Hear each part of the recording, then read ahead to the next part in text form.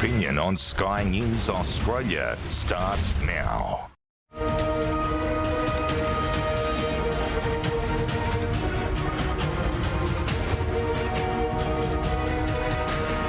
Live, this is Outsiders. Good morning and welcome to Outsiders, the show that represents all the outsiders around Australia and speaks on behalf of and for outsiders across the world, because it is only the outsiders who can... Well, let's let Newt Gingrich explain. Barack Obama, who corrupts the Justice Department. It is Hillary Clinton, who routinely breaks the law and gets away with it. And now we have Joe Biden, who's learned. He's learned from Obama that doesn't matter what you do, if you're a liberal Democrat, you will not be prosecuted. He learned from Hillary that a person in high public office can get millions and millions of dollars. And they learned from watching Donald Trump that a true outsider willing to take on the entire system could destroy their entire machine. Yes, that's the new Republican ad for Donald Trump, in which Newt Gingrich spells out exactly what all these legal cases and indictments against Donald Trump are really all about. So what you're seeing across the country is a desperate, last-ditch effort by a corrupt machine to destroy their most dangerous opponent. Well, I just have to wonder, what does the original #1 outsider himself have to say about all this? What you're witnessing is a continuation of the single greatest witch hunt of all time. These are ridiculous indictments, and all they're doing is hoping for massive election interference. Our enemies want to stop me because I am the only one who's going to be able to stop them. They want to silence me because I will never let them silence you. They want to take away my freedom because I will never let them take away your freedom. We have one chance to save it, and that chance is called 2024. Yes, 2024 indeed, and they won't silence outsiders here on this show either, particularly today. Have we got a classic show for you? We've got Bella de Brera here. We'll be chatting to her in a second about what is going on in our schools, and Douglas Murray later on in the show here in the Outsiders studio. Can't wait. And now, let's grab the latest Outsiders news. Apparently, Rita and James, there was an election, another election, Tasmanian election. I didn't stay up all night on this one, James. What do you think? Well, yeah, so it does look like Jeremy Rockcliffe is claiming victory as the Liberal Premier of Tasmania, but it's not necessarily going to be all that clear-cut here because, #1, they've got a very strange sort of voting system. It's called, I think, Hare and Clark or Clark and Daw or something like that. But then he's going to have to wind up making some sort of coalition, either with Jackie Lambie or something like that with the independents. This actually, though, like, I know it's Tasmania, but this does sort of throw into relief, though, a bigger problem that both parties have right now, which is that everybody now has to become increasingly reliant on these independent parties, which is, of course, driving politics in all sorts of weird ways. We're seeing this in Canberra now, where people like the Greens and David Pocock and people like that have all sorts of, outsized power to drive deals with the people who they are essentially putting into power. So I'm not really sure that this is a great situation that we're in now, Rowan and Rita, where independents and minor parties are able to basically hold these auctions for the things that they want for their fringe issues to make policy and form government. Rita. And it's an even a bigger issue than that, because you look at it nationally, the unrepresentative swill, as Paul Keating called the Senate. We've got Tasmania having as many senators as New South Wales, despite having a much smaller population. And the Senate has not acted as the state's house for decades, if ever. So again, it just throws up these sometimes fringe elements who have got enormous disproportionate power. So we do have a problem. The major parties are losing support, and I would argue with good reason. The major parties need to be far more clear in who they are and what they stand for, and that includes the Liberal National Coalition. If there was some clear policy ideas that set those two parties apart, I think they could see that party support grow. But at the moment, there's so much sameness, whether we're talking about state level or federal level, that I think that's what's attracting people to the minor parties and some of these independents. Well, James, I think the technical term for this proportional voting system is actually the hair of the dog system. I think that's what it boils down to. Yeah, look, as Rita says, I'm not sure what the Libs in Tasmania stand for. Thank goodness we have Peter Dutton at least setting the way forward for the Federals, Rita. But let's go to Melbourne, Rita and James, where, as usual, lots to talk about down in Victoria. What a surprise. We'll be chatting shortly to Angela Jones, who's one of those who, along with Moira Deeming and Kelly-Jane Keane, has served a notice against John Pasuto. So we'll be chatting to her live in the studio shortly. But Rita, we had some more demonstrations in Melbourne yesterday. Yes, and it got quite violent. There were arrests made. There were women who wanted to speak. It was another Let Women Speak type event. And of course, the trans activists turned up. They didn't want women to speak, and they tried to break through the police lines. The fact that we have to have police lines to protect women, talking about women's rights, is a problem in itself in this city. And the police have actually come out now. They had to use pepper spray. They had to make arrests. There's footage of all sorts of unrest and violence. And they've said they want these protesters to get a permit because they are wasting so much resources policing these people. Let's have a look at some of the scenes from yesterday.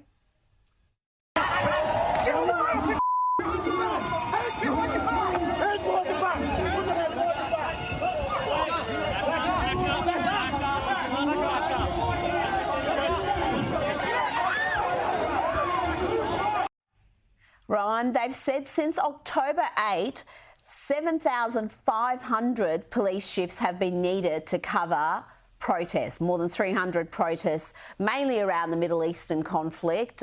We know the pro-Palestinian protesters are out there just about every weekend, but also women wanting to speak. So, and you've got the climate change nutters who are blocking roads and freeways. So at the moment, we're allowing this small group of agitators to cause enormous disruption, waste police resources, and there doesn't seem to be much accountability for most of it.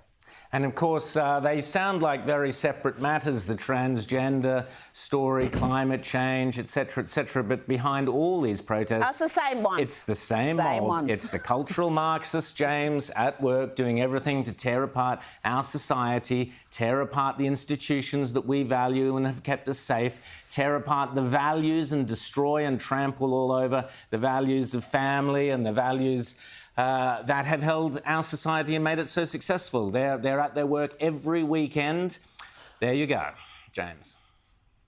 Well, yeah, I mean, look, that's very well put, Rowan. But to that I would add is that what we're seeing here, with all of these protesters is this is kind of what happens where, you get sort of out of control with this idea of, sort of what you would call liberalism. And then you sort of take it out to these extremes. And then you wind up in this sort of state of where we're in now, which is really constant revolution. So there is an actual direct line link here between these protesters here who want to tell you that gender doesn't exist, that a man can have a baby, that your children, your teenage children can decide that they want to identify as something else and change their gender as they're now allowed to do in the ACT, and people who say that, we are standing up for Palestine and not for Israel, and essentially providing aid and comfort morally to Hamas, which committed all sorts of dreadful murders and rapes and wants to continue committing dreadful murders and rapes, and all of these other issues right down to climate change, because, of course, climate change, that's about cutting us off at the knees with our industrial society and our economy. And all of these things kind of come together in this sort of big stew, because what's happened here is that, you know, the left used to dream, Rowan and Rita, they used to dream of controlling the means of production in the factories and all of that sort of stuff. And now they've decided, well, we can't do that because that never worked. So now we're going to control what you think and up here, and we're going to undermine all the foundations that support those things, whether it's the family, whether it's the morality of a foreign policy that knows who the good guys are and who the bad guys are, or, you know, it's about the economy and where our jobs come from. And it all winds up ultimately in the same place: chaos, revolution, dysfunction. This is where we're going, guys. And this is why all of these different protest movements all should be seen as part of the same philosophical sewer. Absolutely. Cultural Marxism. We'll be talking to Bella about that shortly. Interestingly, we heard from Kate Middleton, speaking about families, I guess. Kate Middleton has come out. There's sad news that she's fighting cancer. She released a film. This has come after weeks and weeks of speculation about, was there something wrong with her? All sorts of conspiracy theories wandering around. Sad story, Rita? Oh, absolutely. She's the mother of 3 young children. She had to tell them about this battle. And there's been such wild conjecture now, really for weeks, but particularly since that Mother's Day photo came out, and a number of news agencies said, we're not running this, this has been manipulated. So that interest intensified and the conspiracy theories intensified. But there is such great goodwill for Princess Catherine, and let's just hope she's back to 100% very shortly. Absolutely. Now, James, talking about the media, it transpires, weren't allowed, the Australian media at least, the Chinese media were, but the Australian media weren't allowed to sit in on Paul Keating, former Prime Minister, having a chin wag with Wang Yi. And the joke was that he was China's preferred Prime Minister. Certainly Penny Wong was at odds with him over certain aspects. Fascinating what was going on here. So the Chinese chose to meet with Keating. Yeah. Chinese media was allowed. They reported what they spoke about. I'll be talking about that in Clown Show, appropriately enough, later on in the show. Well, what did you make of it, James? Well, look, Rowan, I made of it, it's very simple, that this meeting was a disgrace. Paul Keating should never, ever have accepted that sort of meeting, which plays right into the optics of what China wants to create around the narrative, its preferred narrative around Australia. It made Australia look supine. It made him look like he, as a former prime minister, refused to stand up for the values of openness and transparency that Australia stands for and China doesn't. And really, and I'm afraid for Paul Keating, who I think, we have to be honest about, has left a very complex legacy in this country. He did an awful lot of good in the economy, and yet on the subject of China, he has been all wrong consistently over and over again. And this, I think, does his legacy, Paul Keating's legacy, no good either. Rita. I agree with that 100%. His stance on China is bewildering when you just look at what we're dealing with now. I mean, maybe 20 years ago you could defend it, but not now. Not now that we're aware of China's aggression, their ambitions, the way they use their economic might to bully smaller nations, what they did to Australia with that economic coercion, banning our products, banning our imports or putting massive tariffs on them, and never mind the entire COVID catastrophe, which they lied about from day one. And yet we still have this approach Beijing line running from some former politicians. It's bewildering. It really is. It makes you wonder whether they're just so committed to a position they had years ago that they can't deviate from that. They can't say, maybe I got it wrong. Maybe China isn't just this benign economic superpower. We actually should be concerned about what their long-term ambitions are. Well, Rita and James, two former Labor Prime Ministers made clowns of themselves this week, one deliberately, one courtesy of a question put to the next President of the United States, who we talked about earlier. You'll be talking about the Kevin Rudd story later on in Rita's reality check, and I'll be mentioning it as well in the Clown Show along with Mr. Keating. Sometimes these things write themselves, Rita and James. But let's have a listen to Angus Taylor. Now, we've been talking a lot about immigration. Hundreds of thousands of people, more than we've ever had flooding into Australia, arguably up to 1 million people so far under Anthony Albanese's leadership. Where do they all go? Where do they all fit? But, James, I want to pick your brains on this comment by Angus Taylor. Have a listen. The only thing driving our economy right now is immigration. If you took away immigration, the economy is in deep recession. James, I would have said that if you took away mining, our country would be in deep recession, but no, Angus thinks we need more people. Is that what he was saying? Well, it's an interesting thing there that he was saying, and I'm really curious to hear more of what he thinks about this here, because I'm concerned that the coalition hasn't fully understood the nature of this issue and the complaints that people have about migration. If without immigration, we don't have an economy, well, that means we've got a very bad and poor economy. I mean, we know that we don't have any productivity here. And if our economy just becomes this Ponzi scheme of bringing people in to build more houses, to house more people, to bring in to build more houses, which is essentially where we are right now, then that's actually just this huge asset bubble that we're creating. But the bigger issue, and I think there's a huge issue that the coalition needs to grab a lot harder here, is this whole issue around, the declining standard of living, the shrinkification, if you will, the shrinkflation of our Australian lifestyles because of this mass migration program, which has been permitted under both sides of Parliament, by the way, both sides of politics, because it means, part of the reason is, your kids won't be able to afford a house, or when they do, it's going to be smaller, or they're going to have to live in an apartment. Your traffic is worse, schools are more crowded, hospitals are more crowded, our cities are denser, which benefits some people. Some people do very, very well off of this. But we never actually went as a country and had a debate. Do we want to be a big country? Do we want to be 30 or 40 or 50 or 60 or 70 million people? Do we want our cities to double and triple in size and all live in high-rises rather than have our special Australian lifestyle? Or if we do that, are we going to wind up, losing all the things that makes Australia special? There's a huge opportunity, I think, for the coalition here, which they're starting to take, but I think they can grab a lot more of. But if they're going to do that, James, they also need to come out with a very clear policy on where they stand on net migration. What is their number?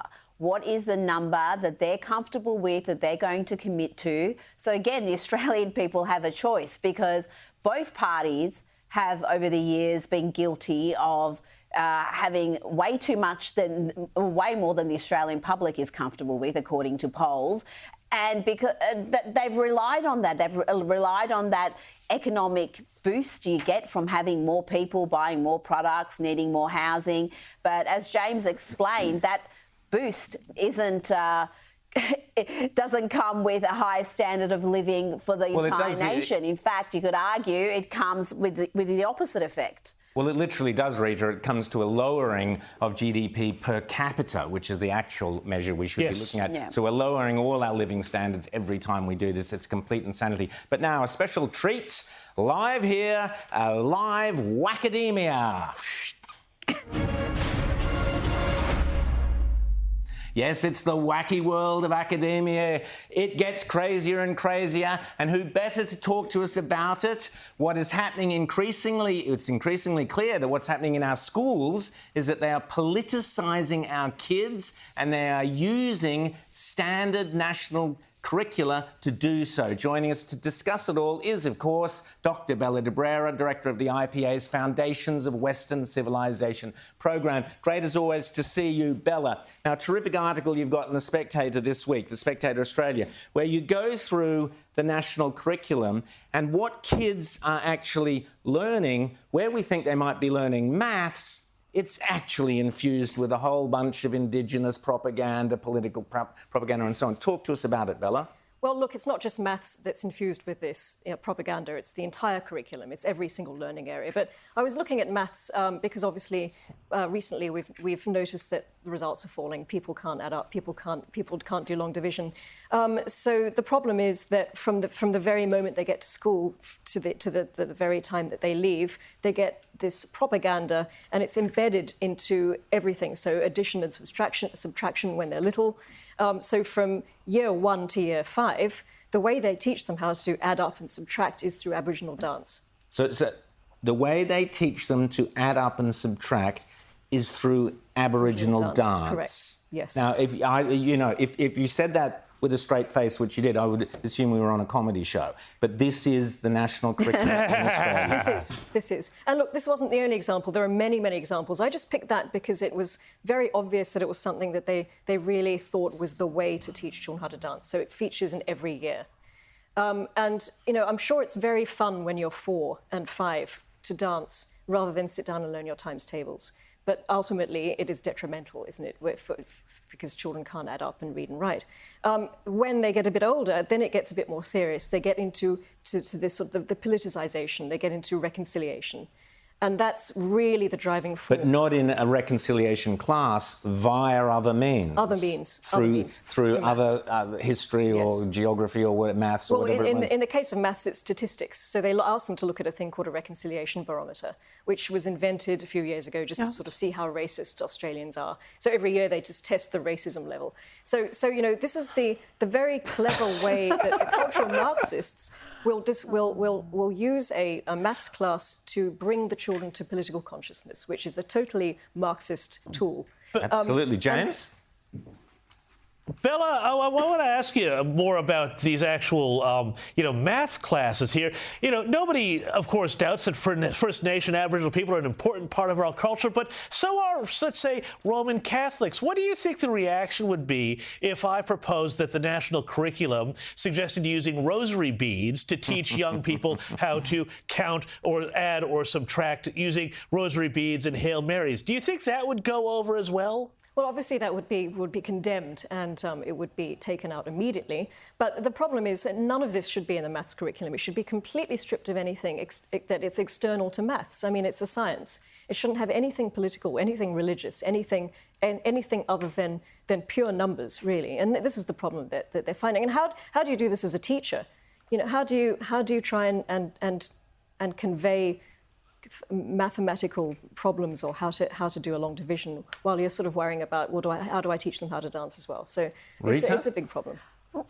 Bella, you obviously have not got the memo, and this has come from the cultural Marxists in the US and Canada and elsewhere, that maths is racist. So, of course, you've got to have these sorts of measures to make it more equitable because, we see maths is racist. And this sort of content in the curriculum isn't just in maths lessons, is there? I mean, it's across the entire subject field, whatever the subject is, whether it's music, history, geography, maths, there is some element of this black armband view of Australia integrated into it. Well, it's a reflection of a broader problem, as you say, with the curriculum. It's in every single... There is no single subject that doesn't have this cross-curriculum priority in it. And, of course, we haven't even talked about sustainability yet. Those two are embedded in every single learning area. And, of course, the problem is that the people who are suffering because of this politicisation are the children. So we've seen results are going backwards. 15-year-olds now are a year behind where they were 20 years ago. You've got 15-year-olds who can't put together complex sentences. Our NAPLAN results last year said that there's 1 in 3 child is not fulfilling the expected standards. Only 200,000 children last year were doing well when it came to reading and literacy. I mean, this is appalling. It is appalling. It has real consequences, Bella. The other day I was in a local cafe, lovely cafe, young girl, attractive young girl serving. I went up to pay with cash, which is my new thing. Yes. Use cash, use cash. Well, first of all, she looked astonished. I don't think she'd ever seen cash. But anyway, that aside, this is absolutely true. The bill was $24.50. I gave a $20 note and a $5 note. She said, that's $25. She stood there confused, trying to work out $24.50 from $25, walked around for a little bit and then came back and gave me $1.50 change, which I kept, of course. I mean, you've got to punish these people. Fine them if they're not going to. But this does have real consequences. If kids going into the workforce can't even add up, what else has our national curricula failed to teach our children, Bella? It's failing in all the core curriculum subjects. It's failing in everything. It's a complete fail. And this is why there's a crisis in education. This is why people are leaving school barely literate. This is why universities are talking about we need to start setting exams for entrance exams because the standards are so low. And as you say, how's this person going to manage life? How's she going to fill out a mortgage application form? How's she going to manage her own funds if she can't even work out a simple sort of sum like that? James? Well, Bella, I want to ask you, too, about this reconciliation barometer, which you flagged a little bit ago in our discussion here. Can you explain, because you sort of left that one hanging there, what exactly are kids being asked to do? Is this just basically training kids to become little human resources department goons and go around and, measure everybody's attitudes about things? Is this sort of like those privilege tests where, they have people walk forward and walk backwards that have been so controversial in schools? What is going on? I mean, parents, I think, out there and grandparents should be horrified if this is the sort of stuff that kids are being taught or being made to do. Well, yes, it's not just the reconciliation barometer, which I can't go into great detail about it. It's a barometer that Reconciliation Australia came up with, and it seems that they chose it because there are numbers involved, and it's very difficult to insert Aboriginal and Torres Strait Islander histories and cultures into maths all the time. So when there's something that actually has real numbers, they're really happy because they can go, well, you can look at this barometer because it's got numbers, and this is how we do statistics. So it's really clutching at straws sometimes. But later on in secondary school, they actually do talk about bias as well, and unconscious bias, and they somehow relate that to statistics too. I mean, I would like to be in a classroom when this is going on just to see how the teachers manage. But I think you should, Bella. Yeah. I think, absolutely. Let's get the IPA to get Bella into one of those classrooms, Rita. I'd like to see cameras in every classroom. I want to know what the kids are being taught, why they're coming out so self-loathing and filled with anxiety. But, Bella, we did have years and years of coalition governments and the curriculum didn't seem to improve. True. Is it getting worse, or is it really not matter who's in power? The bureaucrats are running the show and this rubbish is just going to be there regardless? Look, as long as the progressives are in control of education and are writing the curriculum, it's going to get worse. In fact, I think it is getting worse. The last version of the curriculum, version 9, is much worse than the previous one. So it doesn't matter which government is in power. As long as these bureaucrats are running education and as long as they are determined to turn education into a means of politicising children, then children are subject to basically, it's a sort of... I wouldn't say persecution, but they're being used as political tools. Political pawns, persecution. I would agree with you, persecution. Listen, Peter Dutton, Liberal Party, you've got Sarah Henderson doing a brilliant job there as the education shadow. Go to the next election and make this a #1 priority. We have to have the education of our children back on track, make it a key part of the next election campaign, because what Bella is talking about is an absolute disgrace. These kids are learning maths via Aboriginal dance. Come on, Libs. Get your act together. We want to hear a lot more about this before the next election. Thank you, Bella de Brera. Always great to see you. Great work you guys do at the IPA. IPA.org.au. Sign up. Provide them some funds because that's what they need to keep going. Great work. Thank you so much, Bella de Brera. After the break, lots more coming up. Rita's reality check. We've got Angela Jones. Later in the show, Douglas Murray. Do not go away on Outsiders.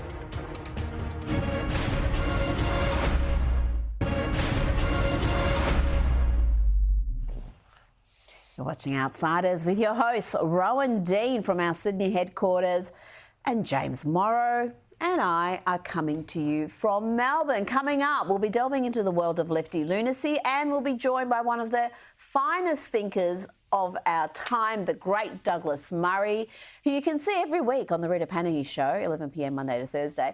Douglas Murray will be up shortly. But first, this week, members of the Albanese government were falling over themselves to defend Kevin Rudd after Donald Trump labelled a former PM turned Twitter troll turned ambassador a little bit nasty, not the brightest bulb, and warned that if he's at all hostile, he will not be there long if Trump becomes president again, as polling suggests he will.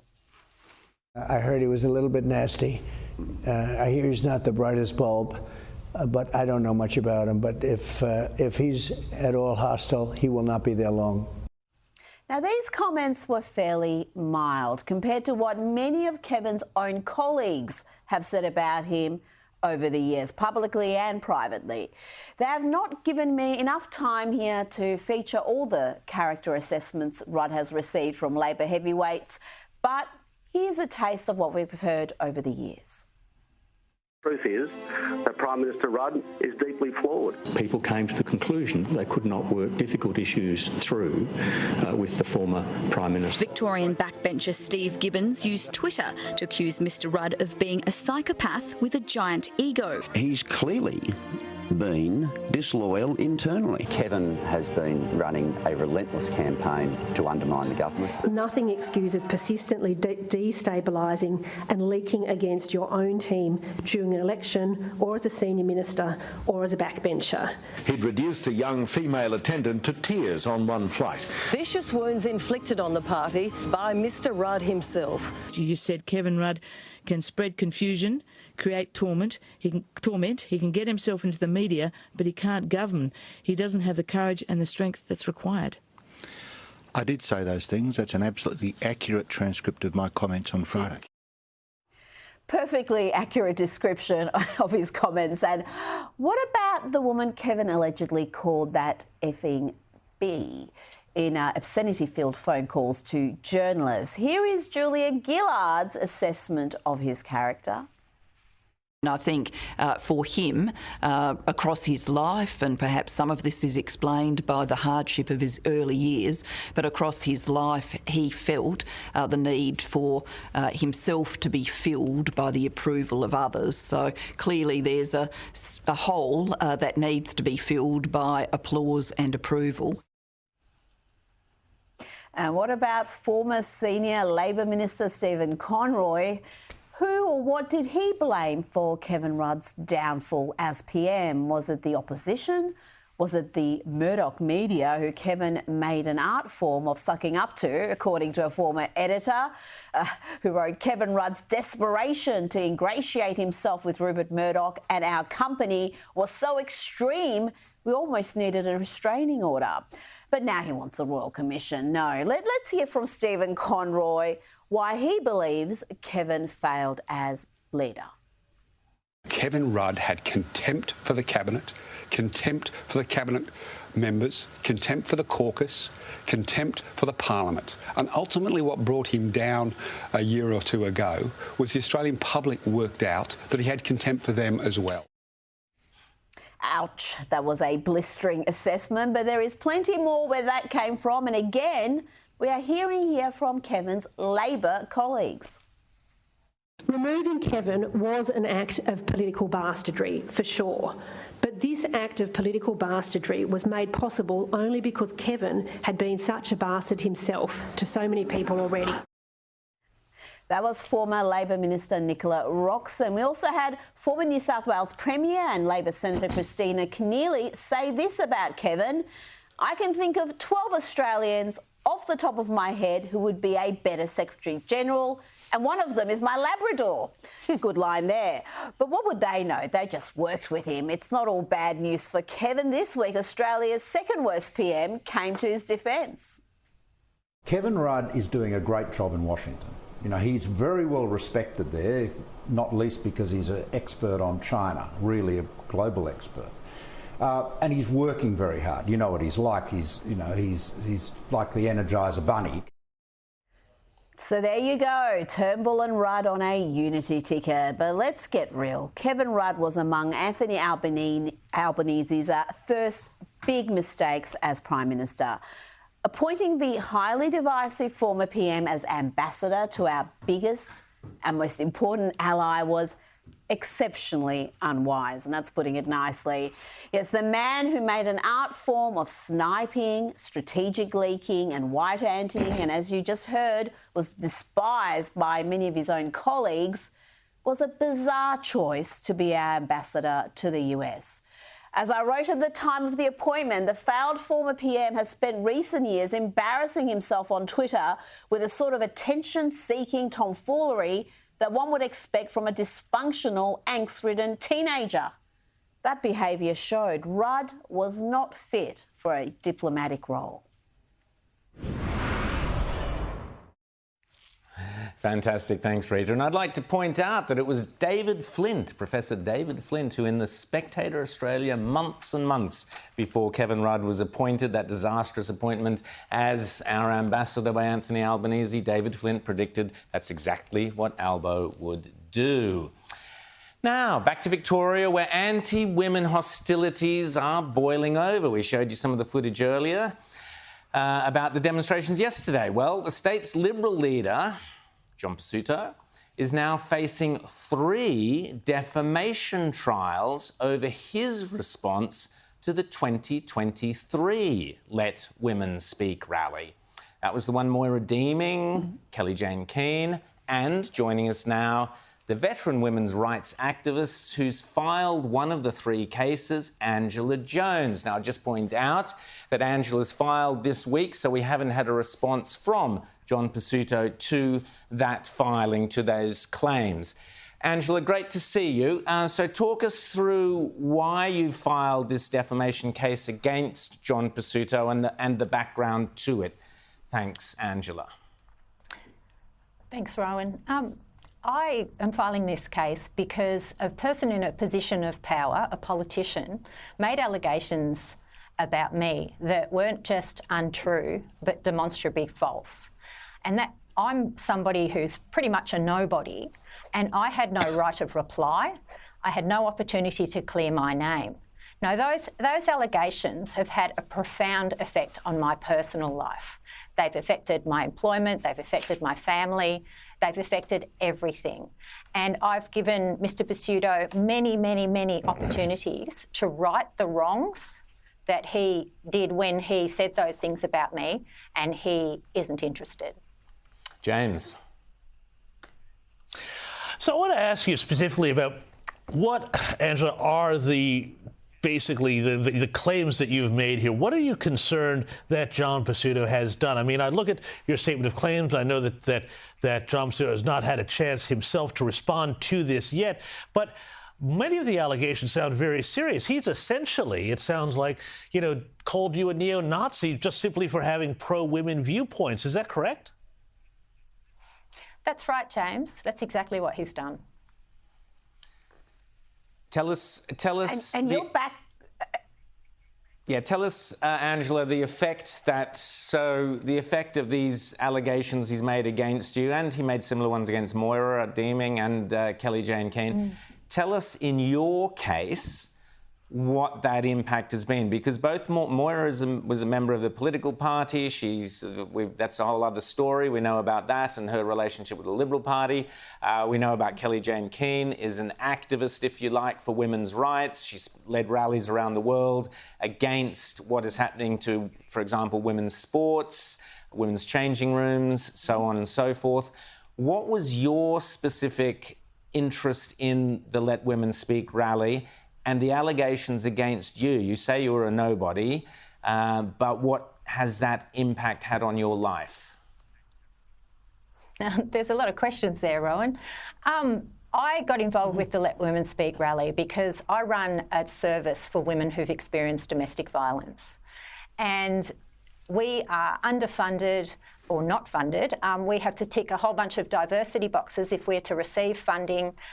Women's resources all over the state have been stripped of their funding, and they're overwhelmed, overburdened, and I feel very, very strongly that the impact of men now being allowed to go into those services is also affecting the services.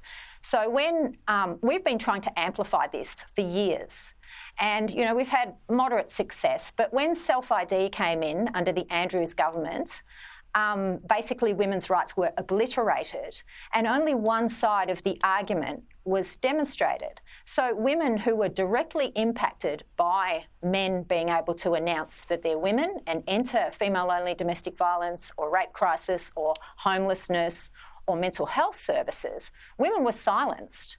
Our lived experience, we had no opportunity to talk about ourselves. So when Kellie J. Keane suggested that she might come to Australia, I stood behind her because she had really amplified the voice of women in the UK and across the world, and I thought that she was the best chance that we had of getting our voice heard. And we saw that rally interrupted by a small group of these cosplaying neo-Nazis, which had nothing to do with the women's rally, and yet you were held responsible for the actions of this group of a dozen or so men. And it wasn't just Dan Andrews, the Premier, who came out and lambasted the women.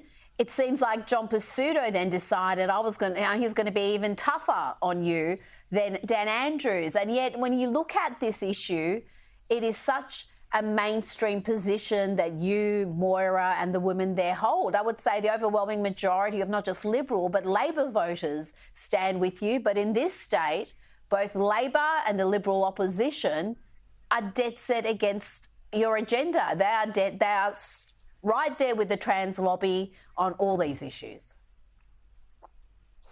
Yes, Rita. In my opinion, it was a deliberate attempt to stop the public finding out what trans rights means for women, children and same-sex attracted people. It was despicable how they got two unrelated things and put them together.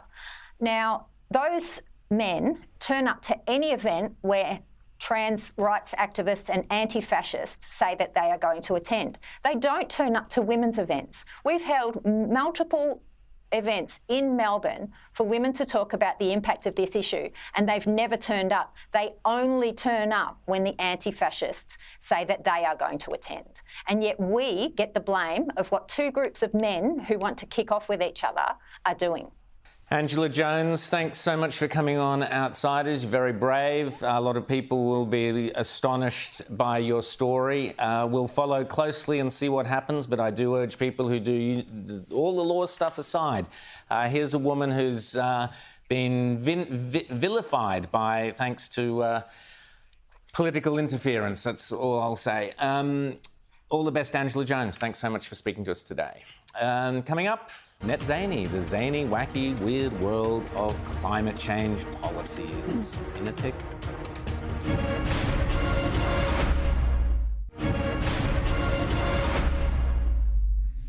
The net zero policy. So Chris Bowen is desperately wanting us all to get electric vehicles. He's wandering around Western Sydney throwing hundreds of thousands of dollars, millions of dollars at people to get EV trucks. Well, let's just have a listen to this EV truck expert, a logging expert. Let's just have a listen to part of what he had to say over in the States.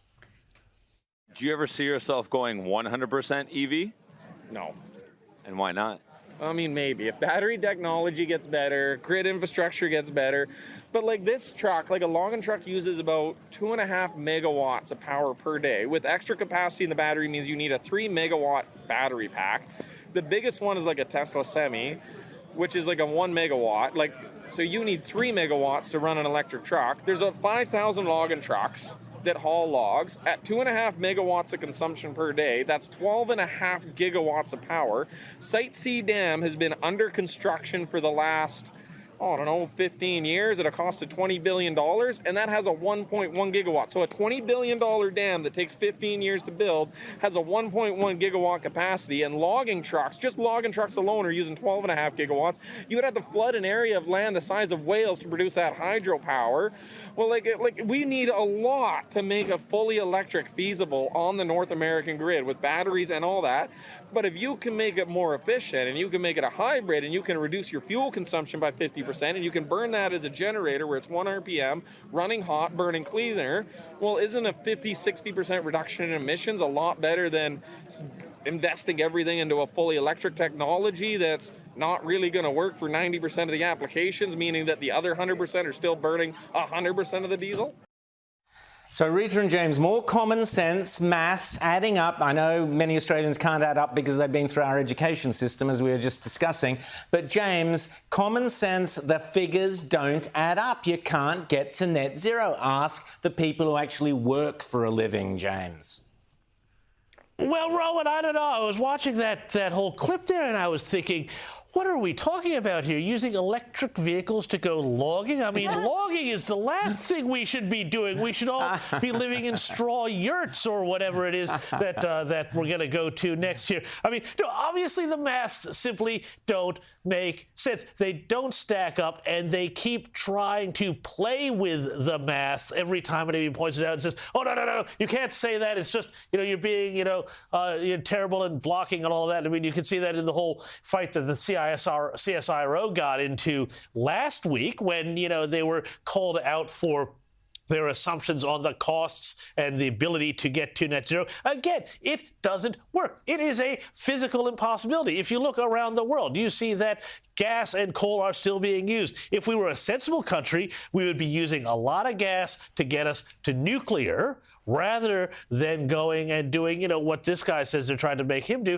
which is, go all in on electrifying everything. Among other things, there's so many other issues, too. People don't realize that the power that comes out of a lot of renewables projects isn't high-quality electricity, so it comes into the grid unstable. It needs to be smoothed. This is going to, once you hit about a 40% penetration rate for renewables, going to be a disaster for a modern economy, and sometimes, honestly, Rowan and Rita, I think that's the point. Rita, the EVs have been a disaster for the CEO of Hertz. He's been fired, Rita, for going down the EV route. It cost him his job.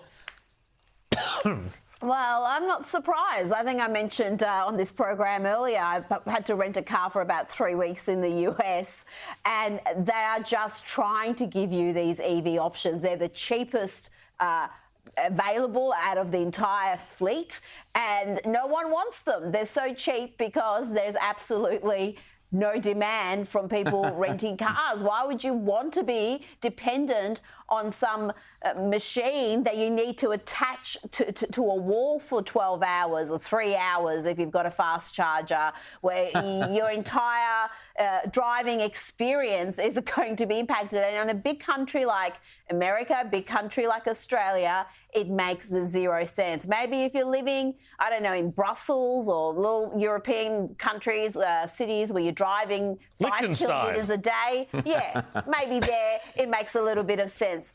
It doesn't make sense here. It doesn't add up. And where's that electricity coming from? It's still coming from coal power plants. That's what you are using to I think charge net zero cents, Rita, net 0 cents. But just very quickly, have a quick look at the laughable Justin Trudeau talking how climate change and democracy don't seem to work together. Have a listen. We're all facing a series of challenges, new and old. We're still reeling from a pandemic that put immense pressure on our democracies. We're seeing growing distrust of government and media and increased polarization exacerbated by misinformation and disinformation. We're dealing with insecurity caused by armed conflicts and climate change. So today, I'm announcing that Canada is investing $8.4 million on research across the global south to better understand how climate change interacts with democratic decline. That's too good. I mentioned a comedy show, how climate change, James, interacts with democratic decline. These people are completely bonkers. Well, Rowan, it's the same thing, it's climate change, it's misinformation, it's disinformation, it's, propaganda, it's alt-right, all of these sort of things. They come up with these bogeymen that wind up having one result. We have to make sure that you have free speech to say the things that are approved. We have democracy to vote for the approved candidates. It's all about narrowing freedom, narrowing your choices, Rowan and Absolutely. Rita, that's where this is all going. Well, that's the comedy hour. I tell you, Trudeau doesn't get any funnier than that bloke. We'll take a short break. When we're coming back, lots more happening on the show, including Douglas Murray coming up soon.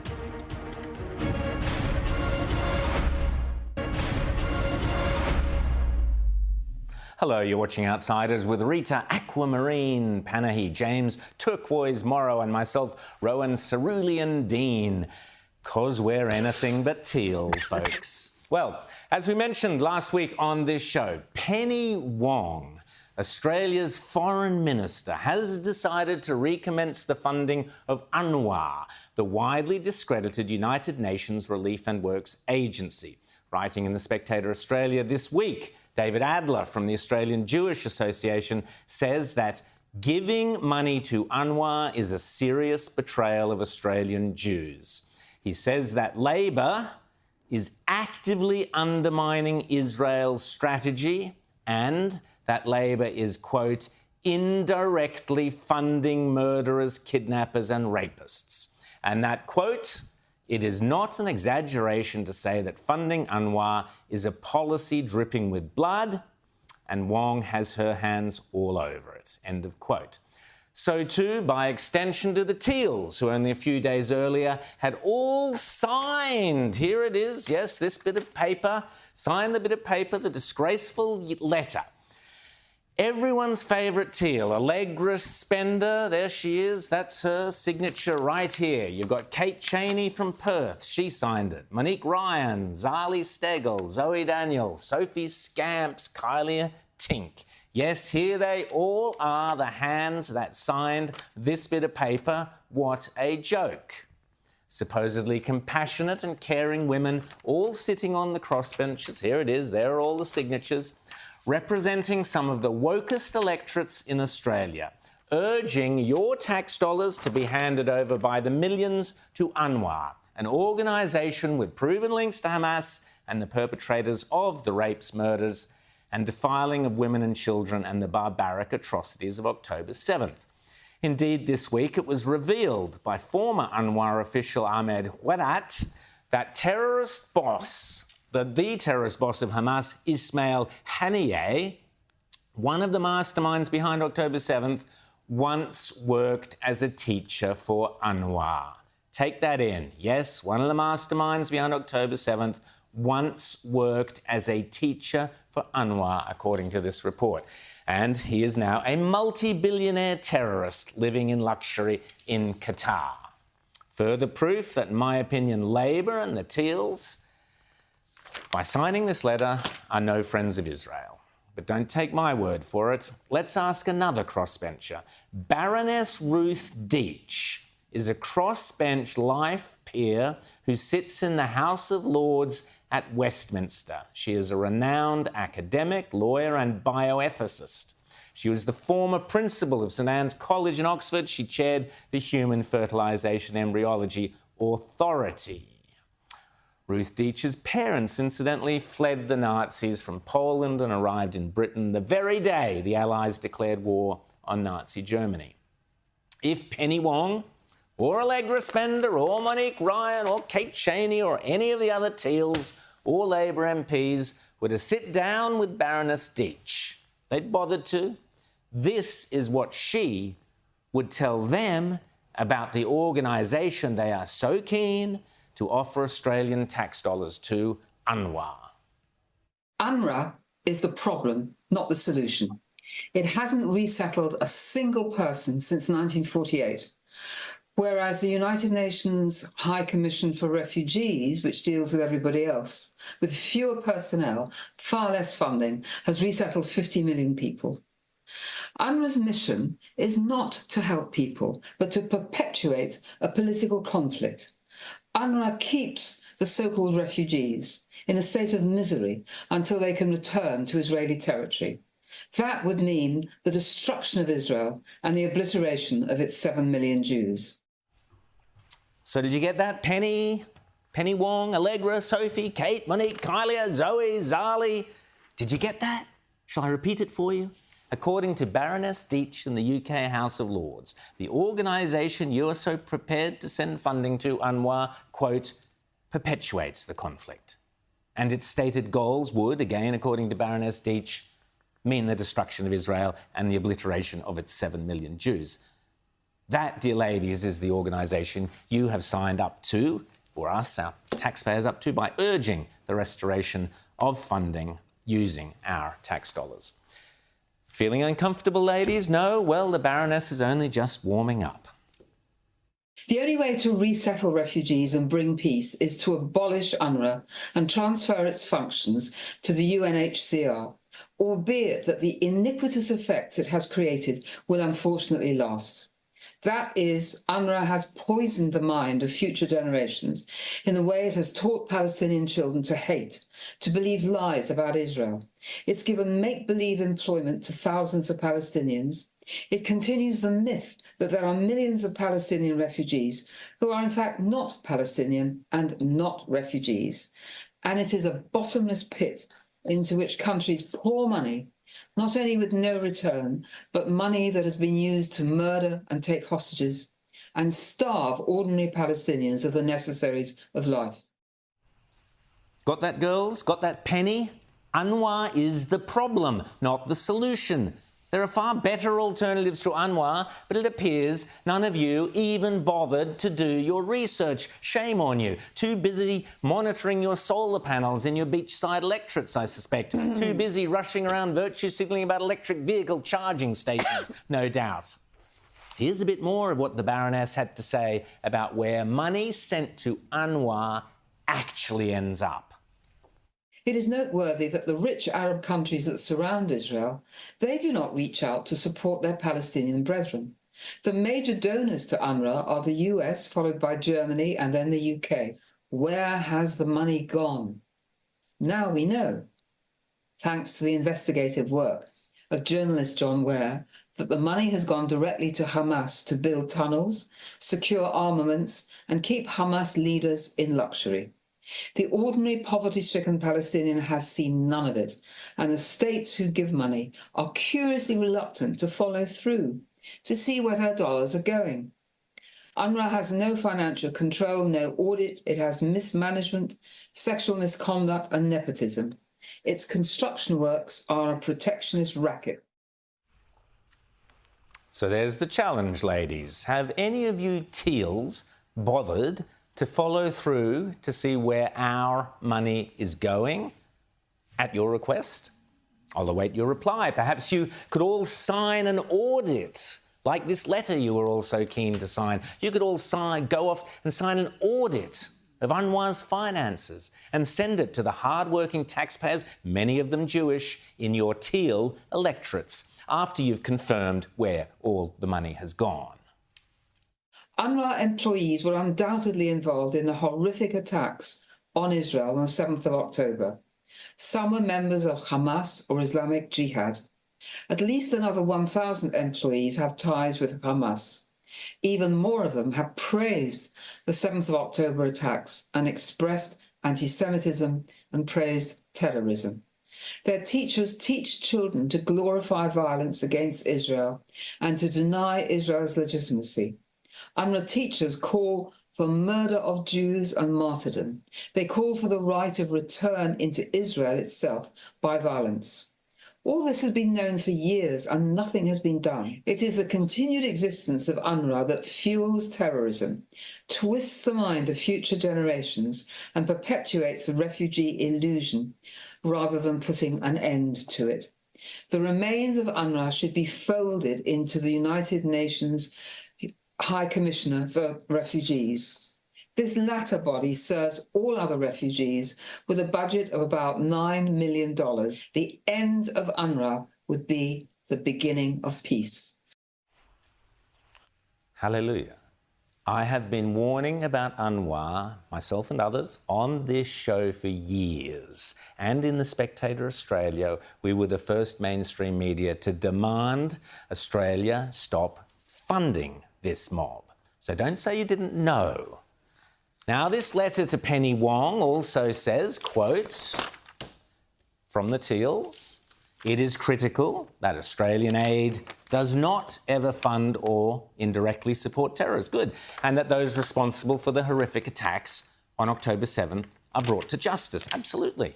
It then goes on, a letter, about recognising the need to balance two legitimate concerns, ensuring our aid does not support terrorism while supporting Palestinian civilians in a dire humanitarian situation. They also say, the Teals, they believe that it is critical that either an alternative pathway is found to deliver urgent aid or that the government provides immediate clear directions as to what actions UNRWA can feasibly take in order that funding can be restored, etc. Fine words, but they don't mean anything, because the restoration of funding to UNRWA by Penny Wong has now taken place. It took place almost immediately after this letter, after you all signed this letter, without the problems being solved. Listen to Baroness Deitch. The bottom line is we are sending Australian tax dollars to an organisation with proven links to October 7th and an organisation that is the problem, not the solution. An organisation that, in her words, perpetuates the conflict. How hard would it have been just to do a little bit of research? So I urge everyone who cares about the state of Israel, who cares about ending this conflict, who cares about how your Australian tax dollars are spent and about finding genuine solutions as opposed to woke, teal-tinged virtue signalling, never vote Labor, never vote Greens and never vote Teals. The Teals were all happy to sign this bit of paper. Reckless and lazy does not even begin to describe Penny Wong's actions, urged on by every single one of the Teals. Well, speaking about woke, it's Weekly Wokely. Let's have a little chat about Norway. James and Rita, Norway have done the sensible thing and they are bringing in laws to protect cash and to insist that people use cash. I've been banging on about this. We've talked on this program so often about this. The end of cash, it's around us everywhere. As I said earlier, James and Rita, people can't even add up now, as we were talking about with Bella. Rita, what did you make of this? I've got to say, I'm guilty of this. I've just got used to paying for everything with my phone. But I am noticing, and I've had a lot of cafe owners, shopkeepers say they're noticing more people pay with cash.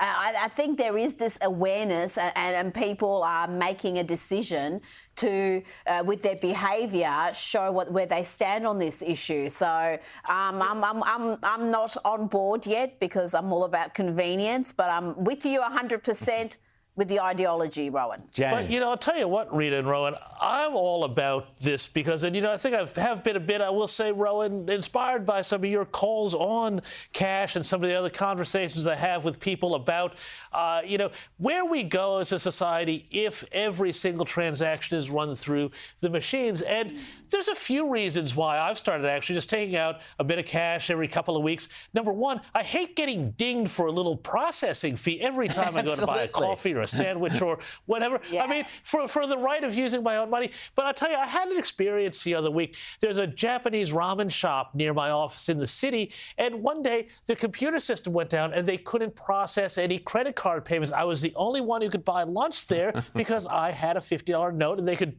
do that and give me some change and everything like that. And, you know, it just gives us a bit of resilience against when systems go down, because they do. We know when Optus went down. We know that these things happen. And, you know, just having cash sometimes even just as a security blanket and still having that infrastructure so that in case there's an issue with, you know, the electronics or whatever, there's a blackout because of, you know, the net zero zaniness or whatever, you know, you can still use cash. That's still legal tender. And James and Rita, more and more people are distrustful of big government and big banks, and I don't blame them. After the break, James's Donkey Vote and Douglas Murray joins us here in the studio. Do not go anywhere.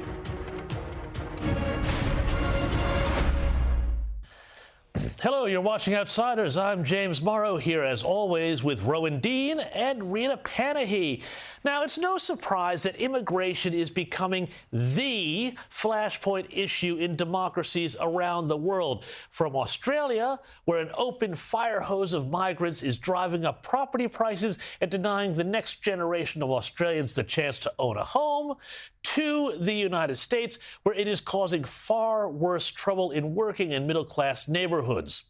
In a moment, you're going to see the reaction of working-class Chicagoans to the migrant crisis that is playing out on their streets and in their parks. But first, I want to take you down to the U.S. border with Mexico, where I guess this is good news. Authorities have finally started, to do something about people breaking the rules at a major crossing point. Look at this. Oh, sorry, you thought I was talking about Border Patrol agents finally being empowered to stop what is now effectively an invasion by migrants from all over the world, a worrying number of whom have alleged ties to gangs or terrorist groups. No, don't be silly. Of course, the Border Patrol is actually more concerned now to crack down on the press who are bringing news of what is unfolding at the border to people around the world. News such as this riot, which occurred just a few days ago when hundreds of male illegal migrants swarmed a fence, broke through, and surrounded and outnumbered agents on the ground. Have a look at this.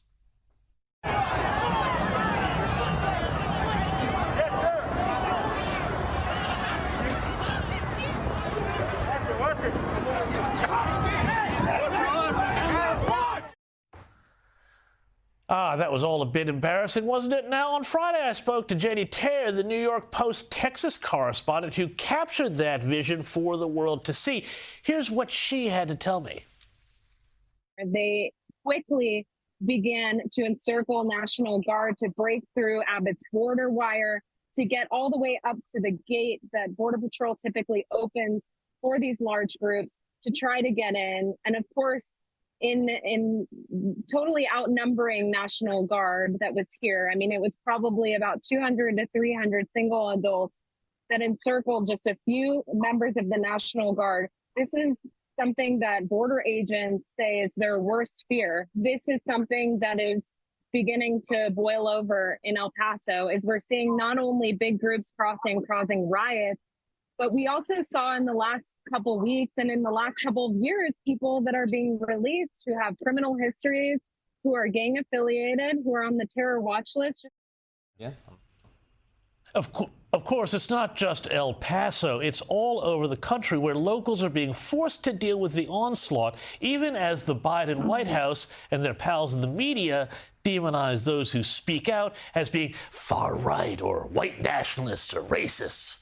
Now, I'm going to play just a little bit here of a town hall meeting in Chicago where Chicago Mayor Brandon Johnson was forced to listen to some of his constituents on the subject of illegal immigrants. Tell me, how many far-right white nationalists do you spot here? People do not feel safe even going to the park anymore. We have seen an increase in alcohol use, drug use, cars being broken into, and only that, but people are also breaking into garage doors. Someone seeking asylum doesn't do that. When my family came here, my family benefited from the Reagan administration during that time frame. That type of immigrant, people came here to work, they came here to build, and they came here to respect. But y'all giving these migrants something.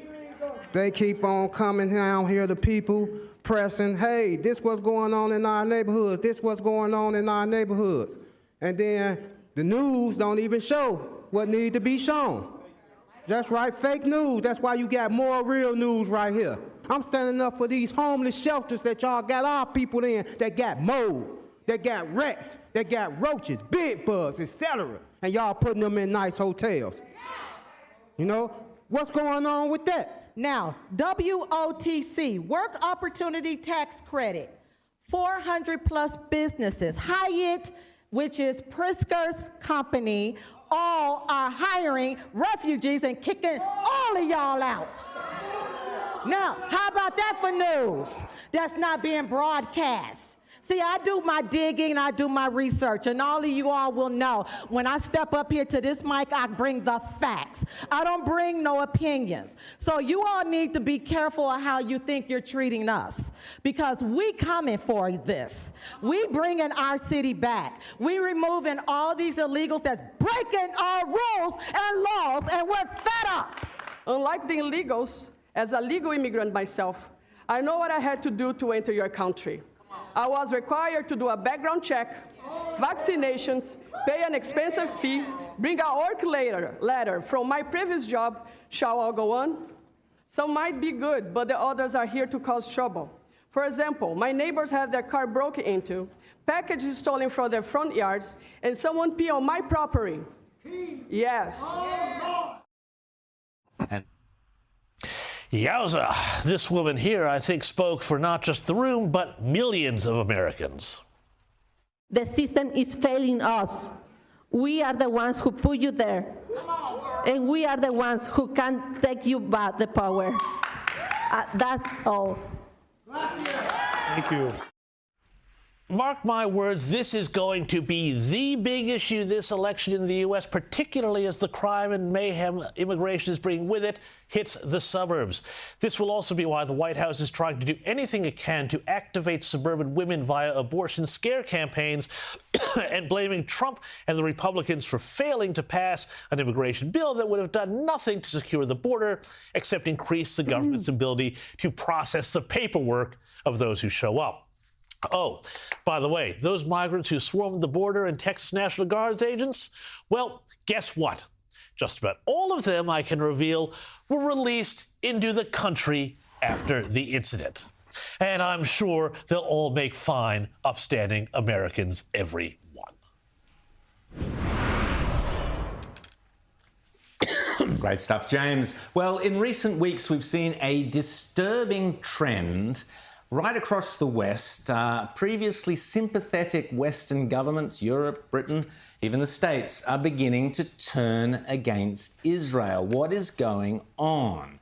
Joining us to discuss this, great thinker, great man. You can see him often on Rita Panahi's show, but he was here in this very studio 6 years ago. Great author, great friend, Douglas Murray. Great to have you back in the Outsiders studio, Great Douglas. to be back. You're here in Australia. You're appearing tonight at the Enmore Theatre with Josh Zepps. He's another fantastic guy. That'll be absolute must-watch. In uncomfortable conversations, something you've had many of recently. One in particular I want to ask you about what's going on with David Cameron in particular and Israel. Your reporting from both Gaza and Israel in the aftermath of October 7th was superb. Let me just say that. Absolutely ahead of the rest of the world. It was absolutely riveting, and the job you did was absolutely stunning. You were recently in South Africa, so I just want to play a bit of this clip, which was just such great viewing, and you can tell us. So you were arguing about the ethics of, the conflict. Just have a look at this debate. Our views might differ, but the facts are the facts, and I want to pick you up on something you just did. I'm interviewing you. I know, but yes. I think you're uninformed. No. So let me just. You are uninformed Oh, because really? first of all, Yes. you didn't say that Egypt is blockading Gaza. Secondly, you claim that Israel. I'm talking about let me Israel finish here, the point. and I want to move. It's I want very to move on convenient from for this. you to mention Israel Oh. because you've clearly got an animus here. But Israel is making people more and more increasingly militant. So what is happening at the moment Israel's is making not, people more militant. Is not working. Do you All think right, that Hamas let's is go making back- people more militant or Let's go not? back to the ICJ. do you think that Hamas is making statement. people more militant or not? Well, it's a catch-22. Oh, isn't I it? see. So, Douglas, why does the West, so many people in the West, struggle with this moral equivalency? They can't see the difference between the horrors and the evil of October 7th and the necessary self-defence that's taken place in Gaza. Why is the West so conflicted or confused? Well, I'm not sure that lady in question represents the West. She's a South African journalist who, it turns out, used to work for Al Jazeera.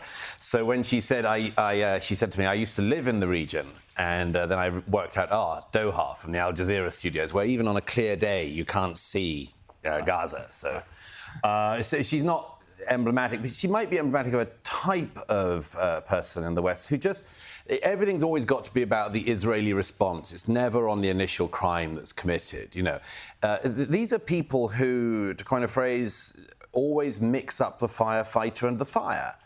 You know, Hamas started a war, and there's consequences for starting a war, in my view. And there is no law of war or nature that says you can start a war, massacre innocent civilians in their homes, kill young people at a rave, and then the moment you start to lose the war that results, say, actually, look, let's hang off, guys, let's call it a draw. No such thing. And actually, as one of the members of the War Cabinet in Israel the other day said, Benny Gantz, there is no point in putting out 3/4 of a fire. You either put the fire out or you don't. You don't put out a bit of the fire and then leave it burning. Extinguish the whole thing or there's no point. And in the case of Gaza, extinguishing the whole thing is destroying Hamas completely, making sure they are never again operationally capable. And yet David Cameron, the British, are already talking about arms embargoes to Israel. David Cameron, British Foreign Minister. Hang on, Lord Cameron to you and me. Lord Cameron, I'm sorry, Douglas. And Joe Biden, similar thing around Europe. They're putting a lot of... they seem to basically be saying to Netanyahu, in the case of Chuck Schumer, you leave, which is disgraceful. But in the case of Cameron, don't finish off the job. Yeah, by the way, I mean, the amazing thing with the Americans pressuring Israel is that the Democrats are pressuring Israel because they believe that the conflict could have a result in dampening down some of the vote, mainly in Minnesota, I think, in November this year. That's pretty weird. I mean, if I don't know, America was at war, and, you know, this country, Australia, is a great ally of America. But if your government were to call up the Americans and say, now, look, I know you've got a war on and you're defending your people and everything like that, but our polling's not great in Adelaide, so would you mind stopping? I mean, who would do that? Who would do that? If Benjamin Netanyahu called up David Cameron and said, now, look, you know, we don't agree with British foreign policy on some stuff and our polling's bad in Caesarea, what kind of a way is this to act? So the first thing is, the Americans are doing it for some rather cynical and short-term domestic political reasons. But the David Cameron one, I mean, Lord Cameron, sorry. The Lord Cameron one is very, very strange. He has, I have to say, always had a pretty negative attitude towards Israel, in my view. In 2006, when he was Conservative Party leader, he said Gaza was a concentration camp. I mean, it's obscene, absolutely obscene. What concentration camp has beach resorts and free trade and workers coming in and out to work in neighbouring? Anyhow, look, I thought at the time, OK, he's an ignoramus. He'll learn, he'll grow up. It turns out that, you know, we're in this situation now. He's been brought back as foreign minister by Rishi Sunak, who needs some stabilisers on his rather unstable tricycle. and here he is saying all these things to Israel about how it should behave. You know, and I have a pretty straightforward one to this, which is I want to hear not very much from a British Foreign Secretary giving advice to Israel, as long as the Foreign Office in Britain continues to have utterly insane views towards Israel. And I'll give you one very quickly if I can. The Golan Heights, as you know, strategically incredibly important, captured by Israel 50 years ago, part of Israel, one of the most beautiful bits and one of the most advantageous bits for any enemy of Israel to be on. The official government policy of Britain is that is occupied territory. Now, look, the only person you could give the Golan Heights to is Bashar al-Assad, who's killed about 700,000 Muslims in Syria in the last decade. I mean, it's true that maybe he needs a little bit more ground, in his view, to kill people on, but the idea the British Foreign Secretary holds to a view that the Golan Heights should be given to the Assad regime of Syria is, in my view, insane. And until the British Foreign Office sorts out things like that, I treat all the advice they give with more than a pinch of salt. Rita. I'm interested in your views on what's happening in Australia. You wrote recently about Sweden, their left-wing government having mass migration and having all sorts of unintended consequences, going from this peaceful paradise to a country now. I think Sweden's the second most bombed country that is not at war. They've got bombs going off all over the place. And we've got a left-wing government in now. We've just had more than 500,000 net migrants come in a year. It's an incredible surge to previous years. What do we need to be mindful of, and what lessons are there from Sweden, which really had an open border policy different to what we've seen in Australia? Yes, no, it's amazing, Rita. I mean, as you say, this is... in 2015, the Swedes opened their borders. They said it's incredibly important to be open-hearted and generous to the world and so on. But what they did was, as we just heard in the previous segment, they did what a lot of governments have been doing. You effectively punish people who come to our countries legally. You punish them and you incentivize people who break the rules and come illegally. And that's happening everywhere from Sweden to America to Britain and Australia. It's an astonishing mistake. But yes, I mean, as Rita says, you know, you have this crazy situation. Like Sweden, you know, do you remember the old days?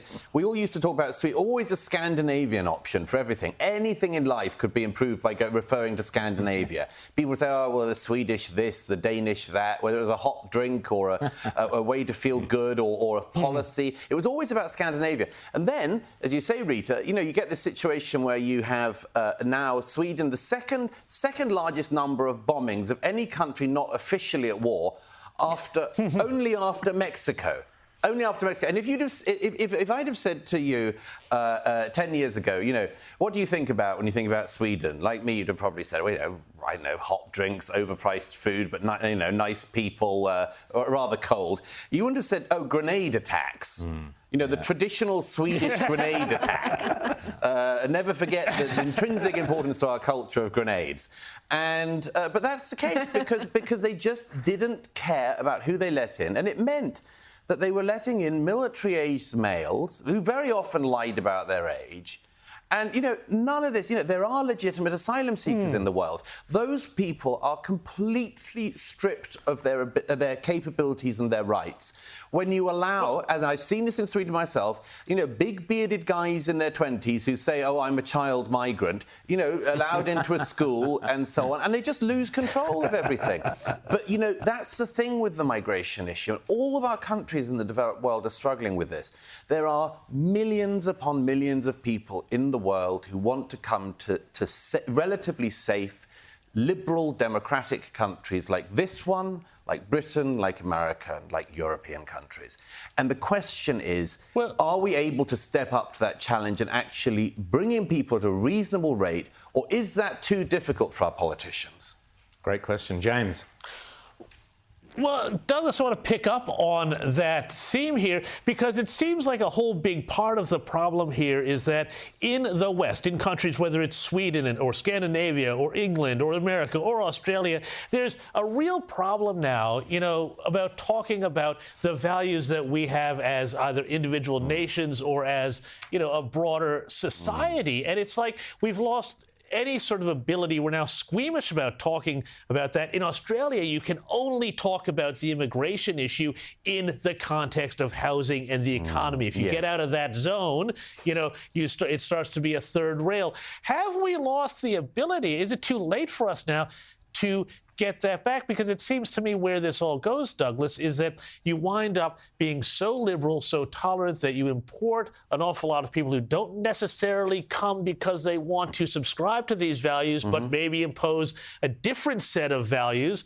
What happens then to the West? Is it too late? How do we get back this solid ground, which I think is ground that's not racist, but it is something that is to be proud of and to be cherished, because once we lose it, we don't get a liberal society back. Well, that's right. I mean, we know, James, don't we? We know the values of this. We know the reason why people come to our countries. There is no movement the other way. I mean, I always say, when the boats were coming to Australia with illegals from other parts of this region, it wasn't like they met boats the other way of Aussies desperately trying to flee the oppressive, you know, conservative or otherwise government in Australia. The movement is always one way. I mean, you don't even get people moving from Britain to France on the boats. It's always France to Britain. People want to move up through Europe. When people cross the Rio Grande, when these Mexican cartels and others take very, very beleaguered people who've given their life savings to horrible, horrible criminal gangs, you don't find a bunch of Texans saying they want to flee to the freedom of Ecuador. Now, my point on that is, therefore, we should have the courage to say, look, at the very least, we must be doing something right. There must be something we're doing right. It's our pronouns, the use of our pronouns. That Yeah, I know. Yeah, no, it's all of that for sure. I forgot I didn't check your pronouns beforehand, Thank you, James, but I let me guess them. But you know, it's a very strange thing, and as you said it before, you know, we've got this situation where you can talk about it in economic terms, you can talk about it in housing terms, but the larger cultural terms are still a third rail. And I'm astonished that after all of these years, we've known the issues of immigration and integration for many years. I'm amazed that we're still in all of our countries at this very, very toddler stage of the debate. It shouldn't be that hard to say, look, if you want to come to Australia, you want to become part of Australia, you've got something to give to this country, and you will give to this country, and you want to be part of it, fantastic. You know, join the queue and let's see what we can do. But if it's the case that you want to come here and you don't really like the place, or you want to change the place, or you want to change the place back to the sort of place where the place you left from, and maybe some of the reasons why you left, then maybe that's not going to be a workable deal.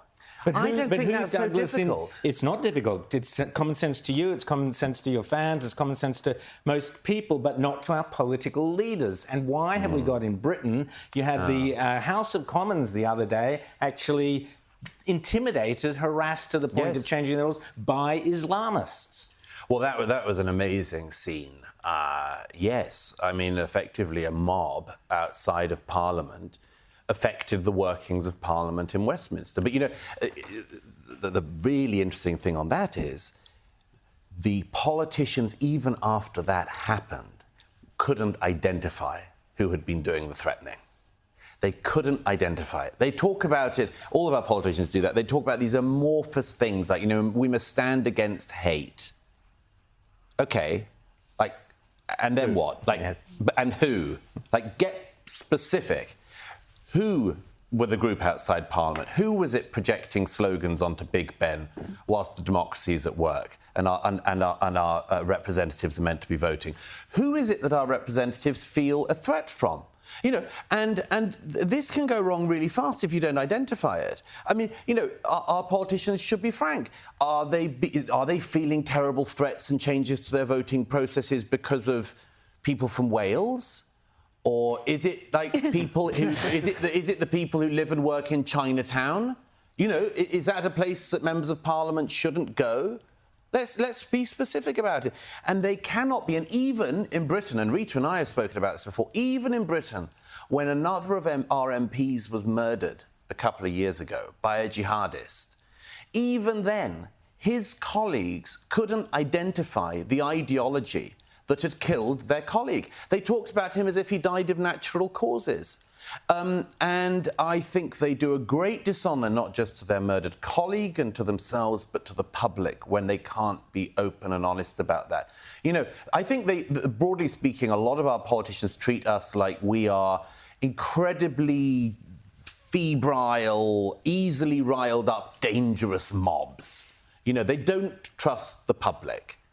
And I mean, I don't know, this is your country, I'm a mere visitor, but it seems to me that the average Australian is a level-headed and decent sort of person. Same thing with the British public, same thing with the American public. We're not deplorables, we're not easily riled, you know, violent gangs. You know, we're the public. And they treat us with this incredible disdain and suspicion and indeed fear. And that's one of the things that causes them to be, you know, sort of timid, don't say anything, can't tell the truth. Never so what do know we do? How do we combat it? vote the lot of them out, start again. I don't know. I never like to interfere in any country's politics. I always just say, you know... Donald Trump has this week. He's interfered now, made some comments. Yeah. So you can as well. You can as well. Yeah, there are all sorts of problems with following that precedent. I would say precedent, not president. But look, I always just say, vote wisely and carefully, because wow, does it have repercussions. 100%. Douglas Murray, always great to chat to you. This evening you'll be at the Enmore and your tour of Australia. Fantastic, uncomfortable conversations. Absolutely brilliant. Great to see you again here on Outsiders, Douglas. Thank you. Douglas Murray, lots more coming up in a sec on Outsiders. Roll up, step right this way, ladies and gentlemen. It's the kooky Canberra Clown Show. And this week it travelled all the way to the USA. Bigger and better than Barnum and Bailey. It was, of course, the greatest sideshow of them all, Kevin the Clown. Seen here at the Australian Embassy in Washington. Oops, sorry, wrong photo, technical glitch. I mean, here's Kevin the Clown, seen here, waiting for the oceans to rise and global boiling to subsume the Australian Embassy in Washington, D.C. Yes, indeed. The headline act in the Canberra Clown Show this week came from the clown known as Krusty, or rather Mr. Crud, who made headlines around the world without even trying. Quite a skill. All it took was a couple of honest comments from the man who is likely to be the next US President Donald Trump, assessing the personality and talents of our Australian ambassador to the US, Kevin Rudd. He won't be there long if that's the case. I don't know much about him. I heard he was a little bit nasty. I hear he's not the brightest bulb, but I don't know much about him. But if he's at all hostile, he will not be there long. So, in honour of this undisputed legend of the Canberra Circus, the man who wears the crown of Clown King of Labour, here's a couple of his most famous circus acts. First up, Charlie Chaplin, Eat Your Heart Out. Here's Mr. Crud trying to read a couple of lines on the auto cue. Mate, this is just impossible. I get to the very end, yeah. Dead. And tell these in the embassy to just give me simple sentences. I mean, I've said this before. And tell that bloody interpreter. This language. Brilliant comic timing from Mr. Crud. But this man at his peak had many more talents. Here he is doing one of his most famous clown acts, drinking a glass of water at the same time as swearing profanities under his breath. Don't try this at home, kiddies.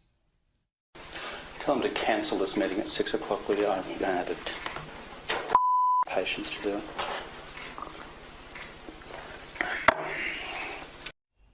But, of course, nothing ever brought the big top down as fast as Mr. Crud's famous I'm a Chinese linguist expert sketch. 实在来讲，我们的地区是比较从经济的看法来讲是比较自由的。对于各个国家的生活水平以及增长率的贸易来的贡献都是很重要的。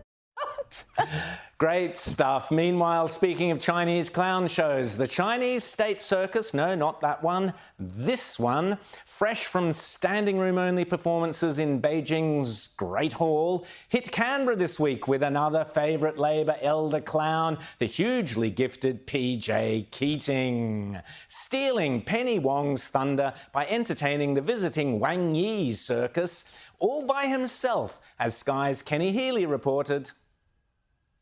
The comment that will raise the most eyebrows, according to Chinese media, Paul Keating told Wang Yi that China is contributing to regional peace and stability.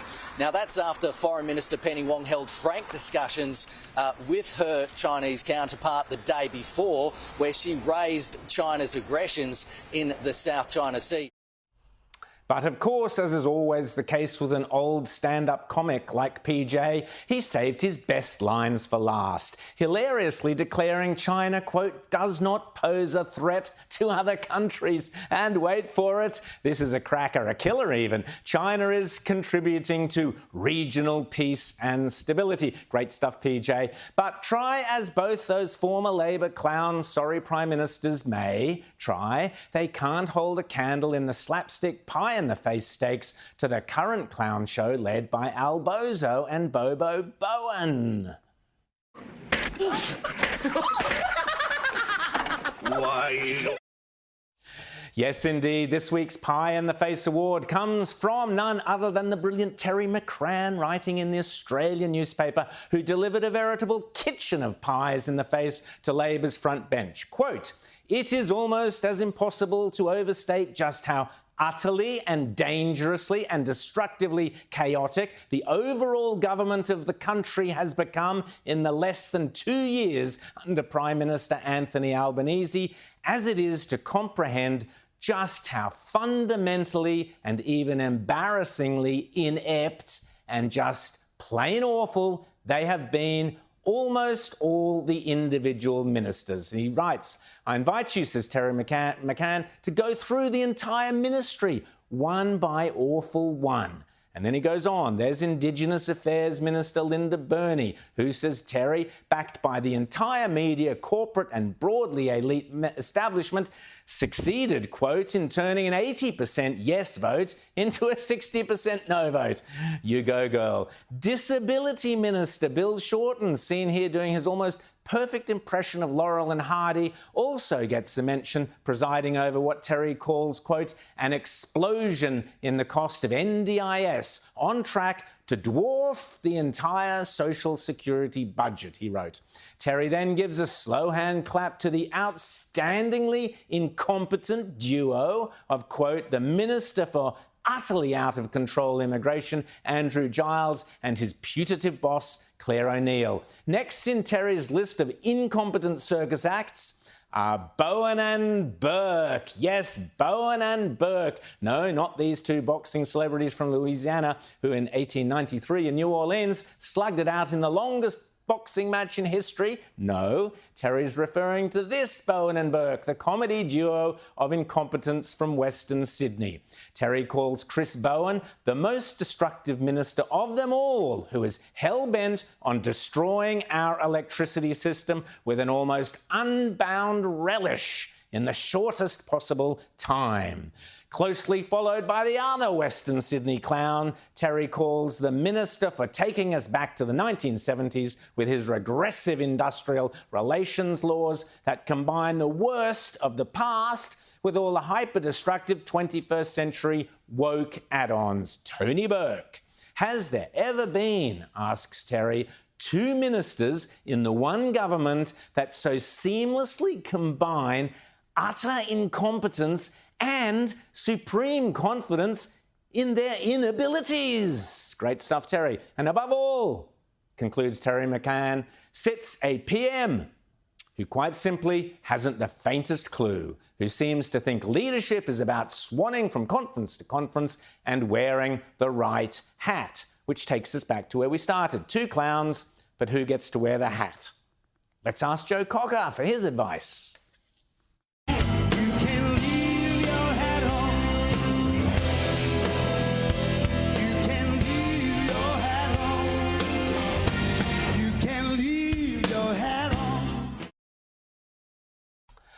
So, James, we've had Ramadan events in Sydney, some questions being raised about what was being said. Let's have a look. And who's paying? Palestine will be free! Free Palestine! Free Palestine! Free Palestine! Palestine will never die! Palestine will never die! James? And there you have, in a nutshell, Labor's policy on Israel summed up for you in one little video. That was taken out of the Lakemba night market. It's a big Ramadan thing that they do out in Western Sydney, paid for in part by New South Wales taxpayers through, I think, Multiculturalism New South Wales or some such agency. But there's a lot of people concerned that basically it turned into a pro-Palestinian rally with River to the Sea chants and all the other sort of ugliness that we see for it. But of course, this is in the heart of these Western Sydney electorates that Labor is desperate to hold, and this is why they have been cutting Israel loose, giving money back to UNRWA at every step of the way. Rowan. Rita, the footage of that has been sent to the hate crime unit at the police. Do you have confidence the police will follow through and see if there was any hate at the Lakemba Ramadan festival? I expect them to have a thorough investigation and in approximately 4 months declare that they were actually just chanting unity, peace and love, and we just misunderstood what we thought we heard. It was all a terrible mistake, mistake. Absolutely, absolutely. Yes, so, you know, what's... Rita, you were going to tell us something else as well.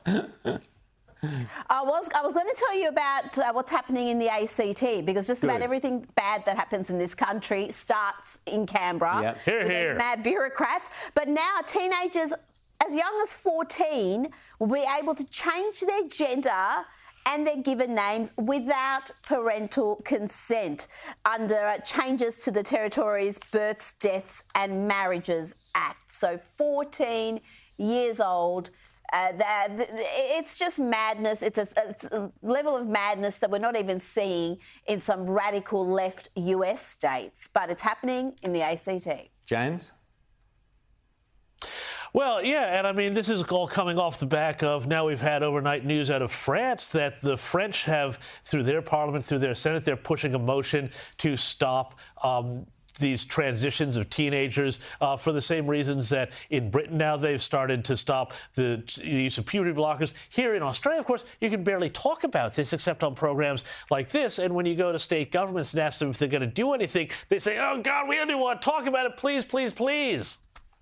There you go. Well, that's it for Outsiders this week. Thank you so much for watching. We do appreciate the fact that you watch and you're with us every Sunday, and we're thrilled to be with you every Sunday. That's it. We'll see you next Sunday morning, 9 a.m, bright and early. Thanks so much.